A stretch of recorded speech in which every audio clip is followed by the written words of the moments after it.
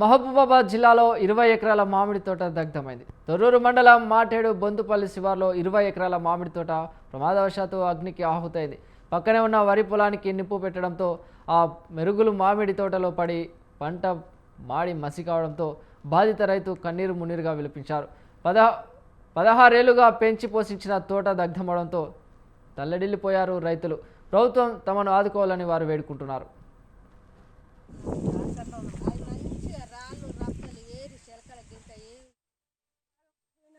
ఏం చేయాలో మేము ఏం తినాలో మాకు అర్థం కావట్లేదు. అసలే ఈ పానం తీసుకోవాలన్నా మేము బతకాలన్నా ఎటు తెలుస్తలేదు. అంత మనుషుల చచ్చిన దానికన్నా ఎక్కువ అయిపోయింది. 5-6 కోట్ల ఆస్తి దీని మీదనే మా బతుకు తెరువు ఏం లేదు మాకు. ఇంకా చేతానికి లేదు, రెక్కలు లేవు, కాళ్ళు లేవు, ఆయనకు మాటలు లేవు. నాకు కూడా ఇవే అస్సలే చేత కావట్లేదు. నేను ఏం చేసి బతకాలి, ఏం తినాలి?